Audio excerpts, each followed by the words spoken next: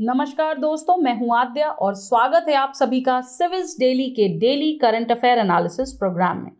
तो चलिए बात करेंगे आज की सुर्खियों की, लेकिन उससे पहले नजर डालेंगे कल जो आप लोगों ने जवाब दिए हैं हमें, जो मैंने आपसे क्वेश्चंस पूछे थे, एक नजर उन पर।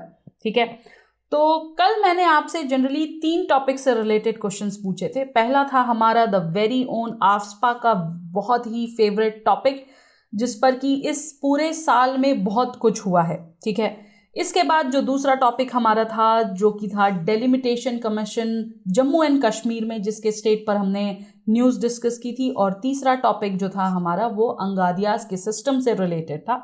देखते हैं आप लोगों ने क्या क्या जवाब दिया है। सबसे पहले लाडली गुप्ता का जवाब है हमारे पास। उन्होंने बताया है कि आफ्सपा के सेक्शन 4A में आर्मी को अधिकार होता है to kill which violates the article 22, that is right to life, या फिर हम कह सकते हैं protection of life and personal liberty का। Absolutely correct. देन उन्होंने बताया है आफ्सपा सेक्शन 4B का कि जो राइट है search without warrant, that violates article 22 which gives right to liberty. ठीक है, और इसके बाद आपने 2 और चीज़ें बताई हैं, आर्टिकल 19 और आर्टिकल 22 का वॉयलेशन कैसे होता है आफ्सपा के तहत, उस चीज़ को आपने यहाँ पर जो है लिखा है। वेरी गुड लाडली, और इसी तरीके से आप लिखते रहिए। देखिए, ये पूरा कॉम्पैक्ट आंसर तो मैं नहीं कहूँगी, बट हाँ, जो मुद्दे थे, जो पॉइंट्स थे, जो आपको मेंशन करने चाहिए अपने आंसर में, वो आपने बताया है। For the answer I guess it is for AFSPA is it a licence to kill, and दूसरा कॉन्स्टिट्यूशनैलिटी ऑफ आफ्सपा का जो क्वेश्चन उठ रहा है, इन दोनों चीजों पर। आगे चलते हैं। जानवी ने आंसर दिया है कि आर्टिकल 82 जो है, ये था मेरा जो आंसर था, वो बेसिकली डेलिमिटेशन कमीशन से रिलेटेड है कि कौन कौन से आर्टिकल बात करते हैं। तो जी हाँ, आर्टिकल 82 और आर्टिकल 170 जो है, ये दोनों ही आंसर करेक्ट हैं, एब्सोल्युटली टू द पॉइंट है, और यही दोनों आर्टिकल्स हैं। 82 बात करता है डेलिमिटेशन कमीशन की डायरेक्टली, और आर्टिकल 170 बात करता है जहां पर states also get divided into territorial constituencies as per the delimitation commission. तो 2 आर्टिकल्स हैं, ये ध्यान में रखना है। इसके बाद नीरज जोशी का हमारे पास आंसर है डेलिमिटेशन कमीशन का। अगेन आपने भी 82 और 170 कहा है, एब्सोल्युटली करेक्ट है। चलिए देखते हैं और क्या आंसर्स आए हमारे पास। नीरज ने आफ्सपा के ऊपर थोड़ा कुछ लिखा है, बट आपने ब्रैकेट में बताया है नीरज कि it is general answer and not for mains level. ठीक है, कोई दिक्कत नहीं है, लिखना जरूरी है, ये जरूरी नहीं कि पहला आंसर ही आपका मेंस के लेवल का हो जाए। तो आपने सबसे पहले हमें बताया है कि कुछ प्रोविजंस हैं जो इंडिकेट करते हैं कि आफ्सपा को जो है एक प्रकार से लाइसेंस मिल रखा है। और also when we go on constitutionality and Supreme Court view, any such law do not give licence to kill arbitrary. Absolutely correct. And ये जो आपने स्ट्रॉन्ग स्टेटमेंट लिखा है नीरज, मैं आपको बताऊं, अगर आप अपने इंट्रो के आंसर में भी डालोगे, सॉरी, अपने आंसर के इंट्रो में अगर आप डालोगे, तो वो बहुत इम्पैक्टफुल होगा। क्यों? क्योंकि आप स्टार्टिंग में ही जो है, जो कॉन्स्टिट्यूशनैलिटी है बेसिकली लॉ की, और आपका जो आफ्सपा है उसके लीगल, उसको जो है आप यहाँ पर रख दे रहे हो कि आफ्सपा बेशक से लीगल है, आफ्सपा को राइट्स मिले हुए हैं, लेकिन कोई भी कानून ऐसा नहीं है जो आर्बिट्रैरिली किल करने का पावर देती है, या हम कहें कि लाइसेंस देती है। Very good. देन आपने भी सेक्शन 4 समझाया है, एब्सोल्युटली करेक्ट है। उसके बाद आपने सुप्रीम कोर्ट के जजमेंट्स को यहाँ पर टेक आउट किया है। आपने बताया कि the judgement noted that if any death was unjustified there is no blanket. Absolutely correct आपने बताया है यहाँ पर, लेकिन नीरज अगर पॉसिबल हो तो वो कौन सा जजमेंट था वो भी प्लीज यहाँ पर मेंशन करिए, उस केस को मेंशन करिए। ठीक है, मेंशन द केस नेम। मैं यहाँ पर आपके लिए लिख भी दे रही हूँ। इससे क्या होगा? इससे ये होगा कि एग्जामिनर को ये पता होगा कि आपको टू द पॉइंट आंसर आता है और आप बीटिंग अराउंड द बुश नहीं खेल रहे हो, और वो आपको एक्स्ट्रा मार्क्स देगा। ठीक है, फिर आपने बताया कि जो कोर्ट है उसने फर्दर नोट किया है कि if an offence is committed even by army personnel there is no concept of absolute immunity. Absolutely correct है, ये सीआरपीसी के अंडर आता है, बिल्कुल सही। एंड देन लास्ट में आपने आर्टिकल 21 की बात की है। इफ पॉसिबल इसमें 2-4 और पॉइंट्स ऐड कर दो। ठीक है, 21 तो आपने ऐड किया ही है, स्पेशली जो पॉइंट्स अभी हमने डिस्कस किए, लाडली ने जो बताए थे हमें। ठीक है, कि 22 आर्टिकल वाला भी पॉइंट जो है 21 के साथ साथ that is right to liberty, and then article 19 का क्लॉज 2 ये भी ऐड कर दीजिए। तो अगर आप 3-4 पॉइंट्स ऐड करते हो ना कॉन्स्टिट्यूशन से तो और इम्पैक्टफुल बन जाएगा आपका आंसर। ठीक है, चलिए आगे चलते हैं। इसके बाद आती है बात अंगादियाज की। अंगादियाज पर कुछ लोगों ने कहा है कि ये सिस्टम लीगल है, कुछ लोगों ने कहा है कि लीगल नहीं है। देखिए, लीगल का मतलब ही ये हो जाता है कि वो चीज़ बाय लॉ अलाउड है, ठीक है, उस पर लॉ बन चुका है। लेकिन अंगादियाज के ऊपर अगर हम कहें तो कोई लॉ नहीं है। जैसे कि अजय ने हमें बोला कि angadias may be legal because they have their own trains. ठीक है, आपका पॉइंट हम ले सकते हैं, लेकिन सिर्फ अपनी ट्रेन होना डजंट क्वालिफाई कि भाई उनके लिए जो है ये सिस्टम बनी हुई है। ठीक है, और ऐसा नहीं है कि उन्होंने खुद से ट्रेन चलवाई, बट हाँ ये है कि उनके लिए जो है ट्रेन्स चलती हैं, जो उस रूट पर ट्रेन्स हैं वो उनके पर्पसफुल हैं। ठीक है, इसका मतलब ये था। दूसरी चीज नीरज ने बोला है कि angadia system is legal yet but they deals in cash and there is no account maintained in this respect can relate it with हवाला like activity। एब्सोल्युटली उसको रिलेट किया जा सकता है, सही है आप, लेकिन वही बात है कि लीगल वाला जो टर्म आ जाता है, तो लीगल वाले टर्म की अगर हम बात करें तो विशाखा गुप्ता ने नीचे हमें आंसर लिखा है कि prima facie angadia seems to be illegal as it is based on mutual trust not backed by the legal laws, but the money extortion complaint is not valid because it is all based on mutual trust। जी हाँ, जो ये पूरा process है ये एक mutual trust पर ही dependent है। ठीक है, लेकिन जो लीगल और इलीगल का बात आ जाता है, ठीक है, लीगल की बात ये आ जाएगी कि कानून की नज़रों में वो चीज़ लॉफुल है, ठीक है, उसमें कुछ भी गड़बड़ी नहीं है, वो चीज़ जैसे चल रही है वैसे ही चलेगी। और इलीगल की बात वहाँ आ जाती है जहाँ पर चीज़ें छुपाकर और लॉ को ऑब्जेक्ट करते हुए की जा रही हो। ठीक है, तो ये चीज़ें हैं, इसको समझना है आपको। ओके, वेरी गुड, मुझे बहुत अच्छा लगा गाइज आप लोगों ने जो भी आंसर्स लिखे हैं। चलिए आगे चलते देखते हैं और क्या आंसर्स हैं हमारे लिए। तो नेक्स्ट आंसर हमारा जानवी ने लिखा है and that is on the hydrogen technology, जो मैंने शायद परसों आपसे क्वेश्चन आपको दिया था करने को।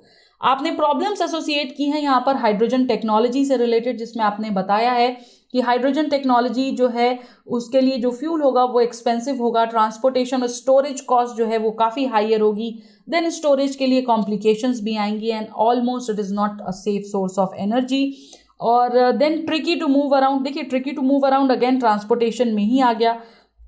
फिर उसके बाद आपने बताया है कि hydrogen energy can not sustain the population as it is expensive fuel.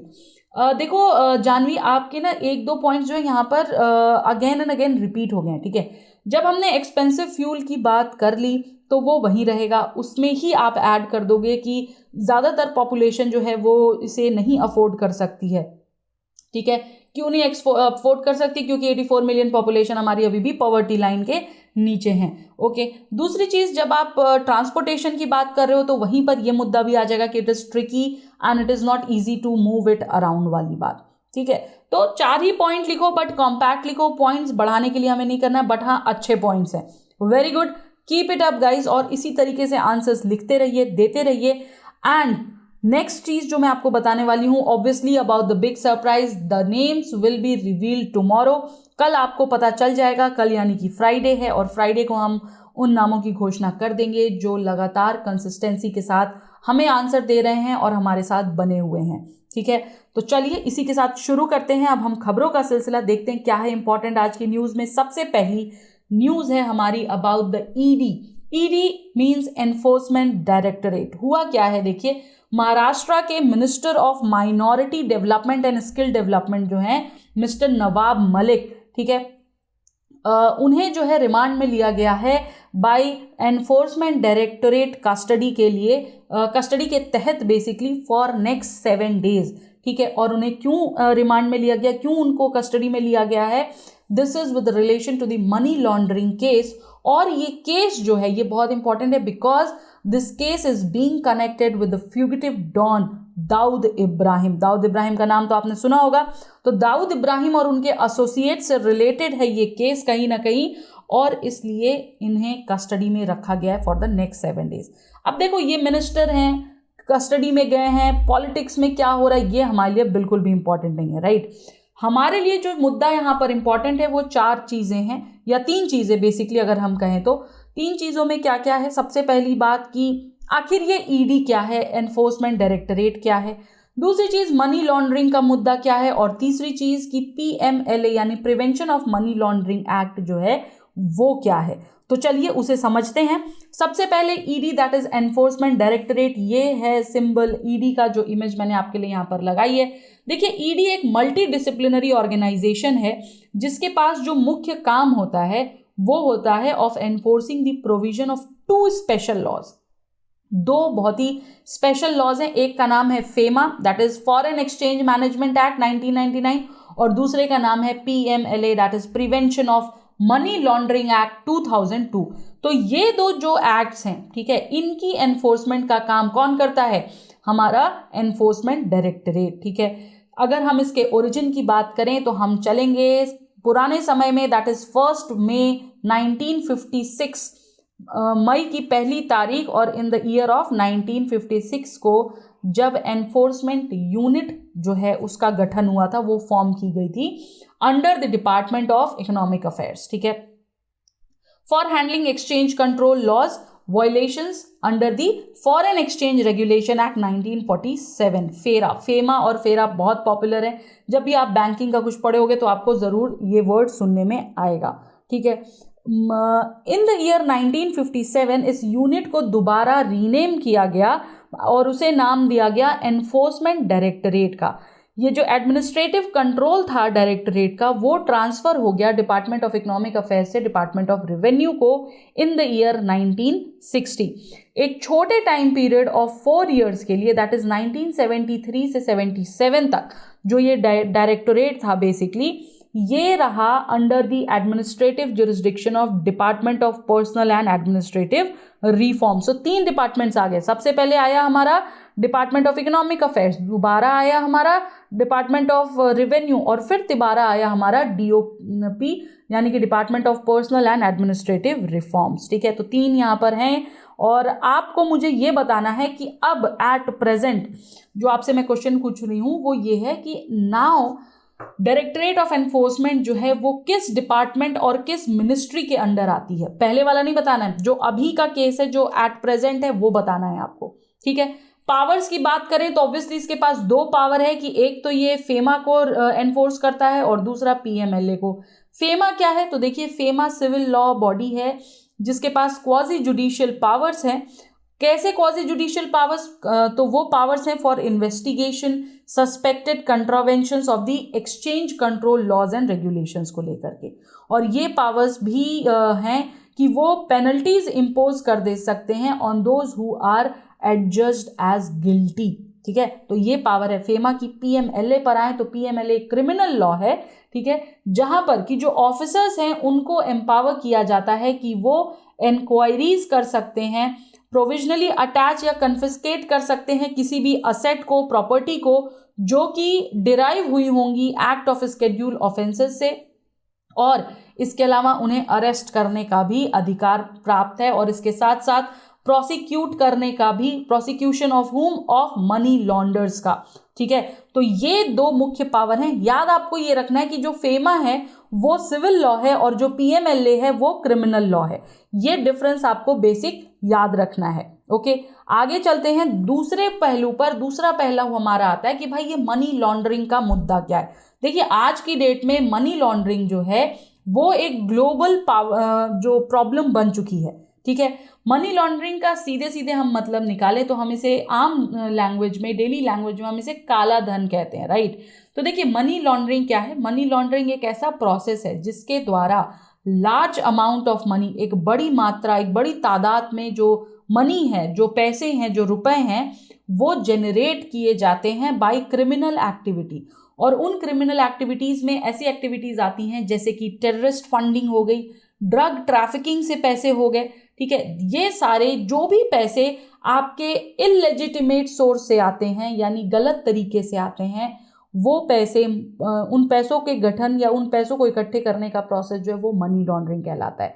Criminal activities की अगर हम बात करें तो इलीगल आर्म सेल्स हो गई, स्मगलिंग हो गई, ड्रग ट्रैफिकिंग हो गई, प्रोस्टिट्यूशन रिंग्स हो गई, इनसाइडर ट्रेडिंग हो गई, ब्राइबरी हो गया, कंप्यूटर फ्रॉड हो गया, ये सभी इलीगल तरीकों के अंदर आते हैं जिनसे पैसे जुटाए जाते हैं। इसलिए हम कह सकते हैं कि जो इंसेंटिव है मनी लॉन्डर्स का, वो जो है बेसिकली उनका मेन इंसेंटिव यही है कि किस तरीके से वो लेजिटिमाइज कर दें जो भी उनके पास 2 नंबर या काला धन जो भी उन्होंने इकट्ठा कर रखा है। ठीक है, अब जो मनी जनरेट होता है गलत तरीकों से, जिसे हम आम लैंग्वेज में 2 नंबर का पैसा या काला धन कहते हैं, उसे डर्टी मनी कहा जाता है। ठीक है, और मनी लॉन्ड्रिंग का जो प्रोसेस है वो प्रोसेस क्या करता है, वो डर्टी मनी को लेजिटिमेट मनी में कन्वर्ट करने का प्रोसेस होता है। ठीक है, तो ये ध्यान रखना, मनी लॉन्ड्रिंग क्या है? मनी लॉन्ड्रिंग आपके काले धन को व्हाइट मनी में या डर्टी मनी को व्हाइट मनी या लेजिटिमेट मनी में चेंज करता है। ठीक है, जो नेक्स्ट पहलू है इस पूरी न्यूज का वो है कि PMLA क्या है, prevention of money laundering act क्या है। तो देखिए, PMLA आया था 2012 में। ठीक है, इसे PMLA 2012 के नाम से हम जानते हैं। ठीक है, ये जो पूरा एक्ट है ये कॉन्सेप्ट ऐड करता है ऑफ रिपोर्टिंग एंटिटी, जो कि इंक्लूड करेगा बैंकिंग कंपनी को, फाइनेंशियल इंस्टीट्यूशन को और इंटरमीडियरीज को भी।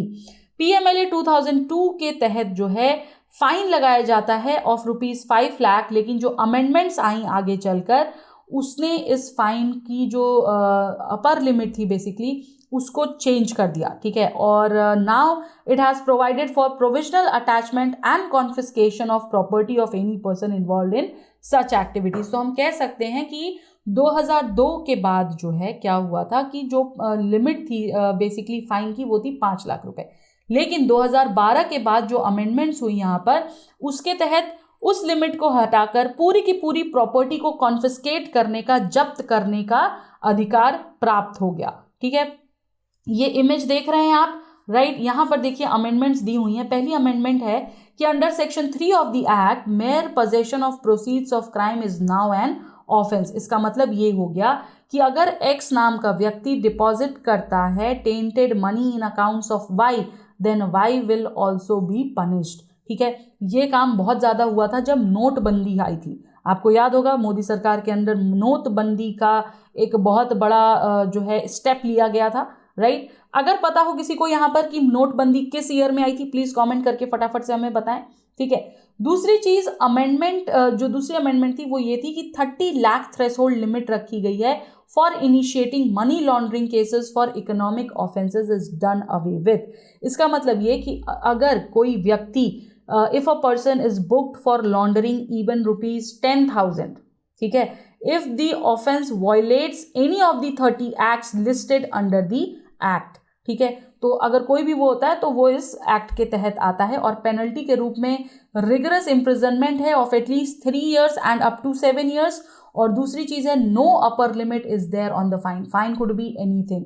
ठीक है, अर्लियर जो है वो 5 लाख की लिमिट थी, ये ध्यान रखना है हमें। ओके, आगे चलते हैं, दूसरी न्यूज पर आते हैं। दूसरी न्यूज है रिलेटेड विथ नासा, नासा का ISS यानी इंटरनेशनल स्पेस स्टेशन। ठीक है, तो देखिए नासा ने अनाउंस किया है कि now it is planning to retire and decommission its international space station and that it will be doing by 2031। ठीक है, 2031 में ऐसा करने का प्लान है। तो यहाँ पर अब हमें कुछ चीज़ें समझनी पड़ेगी। पहली चीज़ ये कि भाई ISS क्या है, दूसरी चीज़ ये कि why NASA is planning to decommission the ISS, और तीसरी चीज़ है कि what is the procedure actually to deorbit the ISS। ठीक है, और क्या है ये पूरा न्यूज़, क्या है ये, हिंदू में एक सेक्शन आता है हमारे द हिंदू में एक्सप्लेनर नाम से, बहुत ही इंपॉर्टेंट और बहुत ही अच्छा पार्ट ऑफ द न्यूज़पेपर मुझे लगा ये। तो इसलिए जो है वहाँ पर जो मुद्दे उठाए जाते हैं वो काफ़ी इंपॉर्टेंट होता है, वो न्यूज़ काफ़ी इंपॉर्टेंट होती है, जिनमें से हमारी ये नासा वाली न्यूज़ है। तो चलिए इसको समझते हैं। ठीक है, अब देखिए व्हाट इज द ISS। तो ISS तो ऑब्वियसली इंटरनेशनल स्पेस स्टेशन है जो कि लॉन्च किया गया था 1998 में as part of joint efforts by US, Russia, Japan, Canada and Europe. तो 5 देशों ने मिलकर ये स्टेप लिया था ISS लॉन्च करने का। आइडिया उनका ये था कि जो स्पेस स्टेशन है जो जिसका कि ओरिजिनेशन हुआ है 1984 में, वो state of union address by former US president Ronald Reagan द्वारा। ठीक है, ये किसके द्वारा ये आइडिया आया, प्रेसिडेंट रोनाल्ड रिएगन द्वारा, ठीक है। तो इन्होंने ये आइडिया लाया था। अब जो स्पेस स्टेशन था वो असेंबल हुआ, उसको असेंबल हुए काफ़ी साल हो चुके हैं और ऑलरेडी, और वो कहाँ पर और फंक्शन कर रहा है, वो लो और अर्थ ऑर्बिट में फंक्शनिंग है। उसके इंसेप्शन से लेकर अभी तक अगर हम देखें तो उसने काफ़ी सारे लेबोरेटरी जो है सस्पेंडेड इन स्पेस जो है वो काम किया है। उसने काफ़ी सारे एक्सपेरिमेंट्स में, काफ़ी सारे डेटा में, काफ़ी सारे साइंटिफिक और टेक्नोलॉजिक डेवलपमेंट्स में अपना योगदान दिया है, ठीक है। और ISS ओरिजिनली बिल्ट हुआ था तो उसके लिए जो समय निर्धारण किया गया था वो था 15 साल का। और अभी अगर हम देखें तो 1984 से अभी तक में काफ़ी टाइम हो चुका है, न कि सिर्फ 15 साल, ठीक है। तो ISS जो है वो क्यों लॉन्च हुआ था, ठीक है, इसको समझते हैं। तो देखिए, एक space station permit quantum leap के तहत रिसर्च इन साइंस, कम्युनिकेशन और मेटल्स के लिए लाइफ सेविंग मेडिसिन जो कि मैन्युफैक्चर्ड हो सकती हैं सिर्फ और सिर्फ स्पेस में, उनके लिए इन्हें लॉन्च किया गया। ISS कंसिस्टेंटली मेंटेन कर रहा है human presence for the last 21 years. कहाँ 15 साल के लिए ये प्रोजेक्ट लाया गया था और कहाँ 21 साल ऑलरेडी हो गए हैं इसे सर्व करते हुए।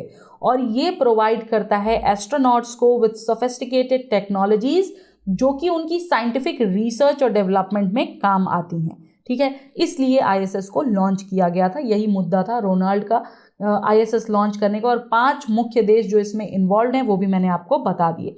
आगे चलते हैं, अब आते हैं मेन मुद्दे पर कि भाई नासा आखिर इसे डीकमीशन क्यों करना चाहता है, इसे ख़त्म क्यों करना चाहता है। तो देखिए, जो स्पेस स्टेशन है, मैंने आपको बताया उसने ऑलरेडी अपना 15 साल के लिए उसको लॉन्च किया गया था, लेकिन उसको 21 साल हो गए हैं। तो पहला तो रीज़न यही है कि काफ़ी टाइम से ये कंटिन्यू कर रहा है, इसलिए।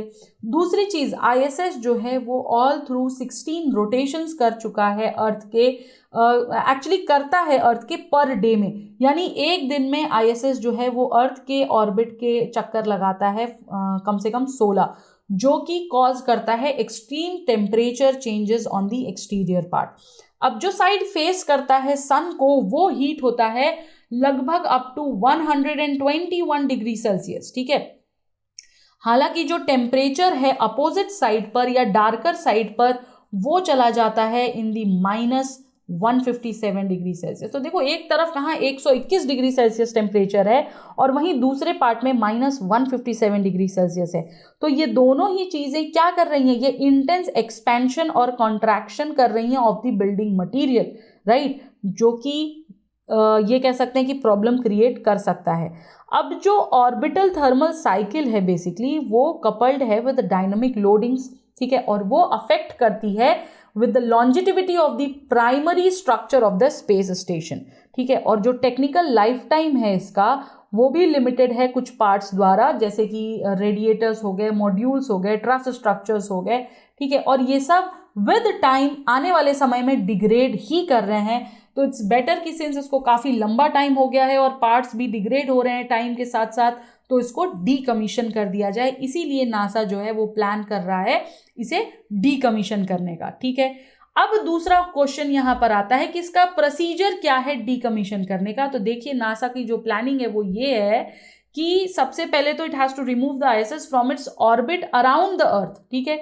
और फाइनली वो उसको ले जा करके कहीं दूर ओशन में जो है गिराएंगे, which will be a point farthest from the human civilisation. जो आम हमारी जो ह्यूमन सिविलाइजेशन है, जो जनता है, जो लोग हैं, उनसे बहुत दूर जो है उसको कहीं डीप ओशन में गिरा दिया जाएगा।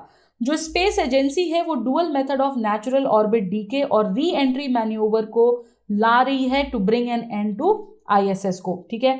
और प्लान के अकॉर्डिंग अगर हम बात करें तो अर्थ का जो नेचुरल एटमॉस्फेरिक ड्रैग है, ठीक है, उसे यूज किया जाएगा सो दैट जो ISS का एल्टीट्यूड है उसे कम किया जा सके while setting up the D orbit, okay.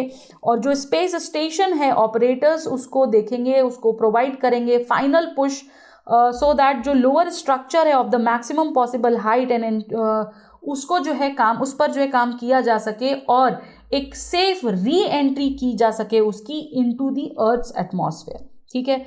And then it will be lead to the point Nemo over the south Pacific ocean uninhabited area, जहां उसको हमें डंप करना है। डी असेंबलिंग प्रोसेस जो है वो काफ़ी ह्यूज लॉजिस्टिकल और फाइनेंशियल चैलेंजेस भी लेकर आएगा, लेकिन इसकी साइज इतनी बड़ी है कि इसको बहुत ध्यान से और बहुत बारीकियों के साथ ही जो है डिकम्पोज करना सही होगा। ठीक है, आगे चलते हैं, नेक्स्ट न्यूज पर आते हैं। नेक्स्ट न्यूज हमारी है अबाउट स्पोर्ट्स। ठीक है, यहां पर बात की जा रही है चेस रिलेटेड ग्रैंड मास्टर की। आपको पता होगा इंडिया के टीनेज चेस ग्रैंड मास्टर हैं रमेश बाबू प्रज्ञानंदा। ठीक है, जिन्हें प्रेज किया गया है for his stunning victory over the world number 1 Magnus Carlsen in an online championship. मैं आपको बता देना चाहती हूँ, अगर आपको नहीं ध्यान है तो याद दिला देना चाहती हूँ कि 2021 में 3 क्वेश्चंस पूछे गए थे स्पोर्ट्स सेक्शन से, और वो बेस्ड थे on the laurels world sports award, दूसरा था हमारा समर ओलंपिक्स, और तीसरा था आईसीसी वर्ल्ड टेस्ट चैंपियनशिप पे। तो पूरी उम्मीद की जा सकती है कि इस साल भी स्पोर्ट्स पर क्वेश्चन पूछा जा सके। ठीक है, तो सबसे पहले हम समझेंगे कि भाई ये ग्रैंड मास्टर आखिर होता क्या है। तो देखो, ग्रैंड मास्टर दादाजी नहीं समझना है, ग्रैंड मास्टर एक टाइटल है। ठीक है, एक रैंक है जो कि किसी चेस प्लेयर को दी जाती है या कोई चेस प्लेयर जो है वो अचीव करता है। ग्रैंड मास्टर टाइटल जो है या और जो अदर चेस टाइटल्स हैं वो अवार्ड किया जाता है बाय इंटरनेशनल चेस फेडरेशन के द्वारा, जिसे हम नॉर्मली फाइड कहते हैं। फाइड क्यों? क्योंकि फ्रेंच में इनका एक्रोनिम है फाइड। ठीक है, उसका मतलब है French name for Federation Internationale des Echecs. ठीक है, या चेस कह सकते हैं। ठीक है, तो फाइड का ये है हमारा फुल फॉर्म। अब देखिए, ये लुज़ाने स्विट्जरलैंड की द्वारा जो है गवर्न किया जाता है, ये जो पूरा बॉडी है फॉर इंटरनेशनल गेम लेवल।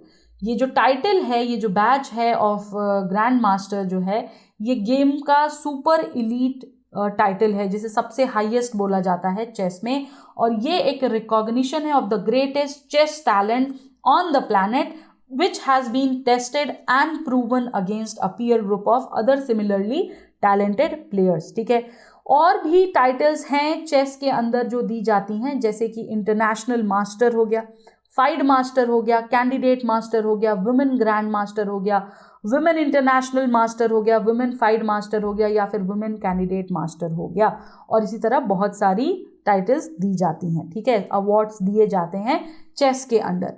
और ये हमारे रमेश बाबू की फोटो थी। अगर देशों की बात करें तो अभी तक में Russia is on the top, क्योंकि फाइड ने सो फार रिकॉग्नाइज किया है fewer than 2000 grand masters out of millions who play the game around the world. एक vast majority of grand masters हमें मिलती है मेल्स में। ठीक है, जो पुरुष हैं उनमें जो है ज़्यादातर ग्रैंड मास्टर्स की उपाधि अभी तक दी गई है। रशिया, ठीक है, रशिया ने अभी तक सबसे ज़्यादा ग्रैंड मास्टर्स दिए हैं दुनिया को, followed by US and Germany. तो नंबर 1 पे है रशिया, उसके बाद है यूएस, और 3rd नंबर पे है हमारा जर्मनी। इंडिया की बात करें, ग्रैंड मास्टर्स इन इंडिया की बात करें तो India became a chess powerhouse in the 2000s and now it has more than 70 grandmasters. ठीक है, 2016 में प्रज्ञानंदा जो है वो बने हैं world's youngest chess master at the age of 10 years 10 months and 19 days। कितनी कम एज के बाद भी इतना टैलेंट हमारी देश की मिट्टी में भरा पड़ा है। ठीक है, और अगर आप ये इमेज देख रहे हो तो this is the image of the first chessboard of 64 Indian grand masters.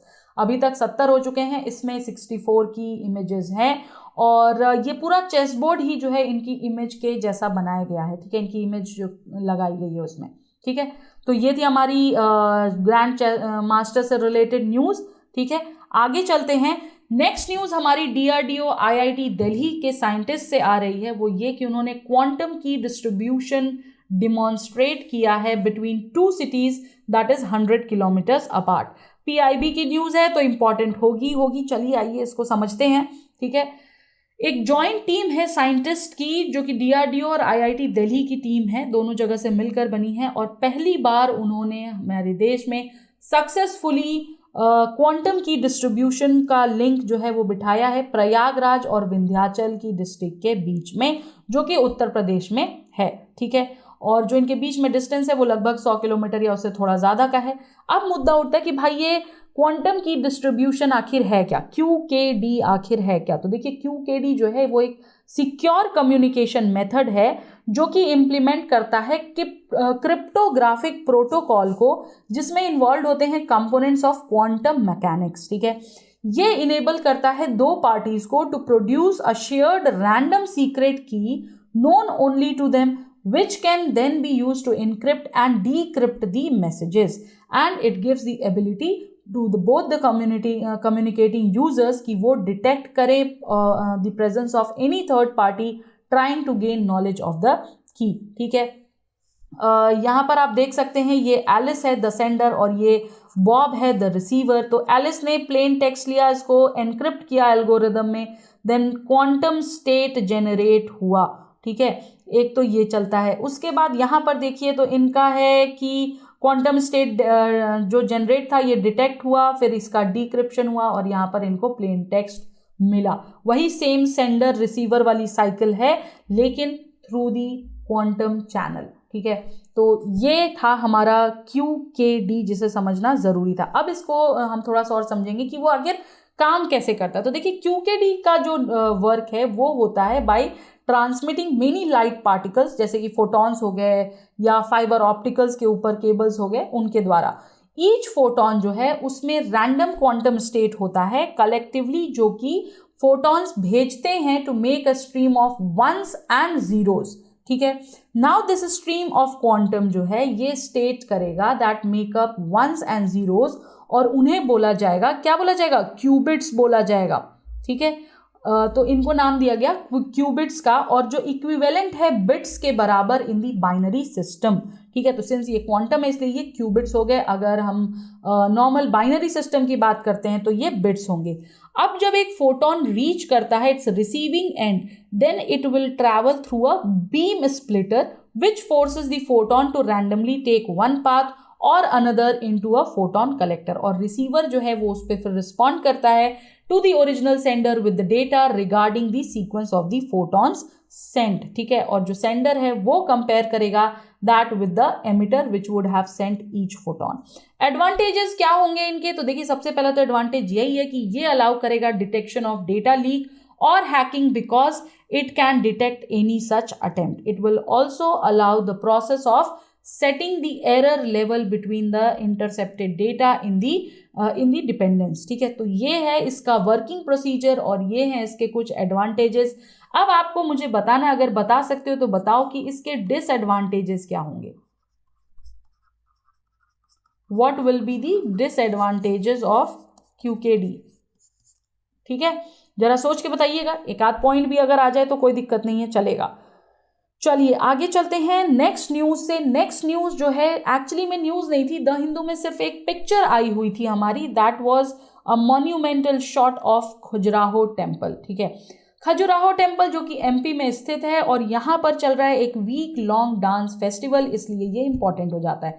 Khajuraho temple वैसे भी इंपॉर्टेंट है क्योंकि कई बार क्वेश्चंस आ चुके हैं, आर्ट एंड कल्चर के क्वेश्चन स्पेशली बनते हैं यहाँ से। ठीक है, तो थोड़ी सी जानकारी देख लेते हैं इनके बारे में, सिंस फोटो थी तो हमें ध्यान में रखना होगा।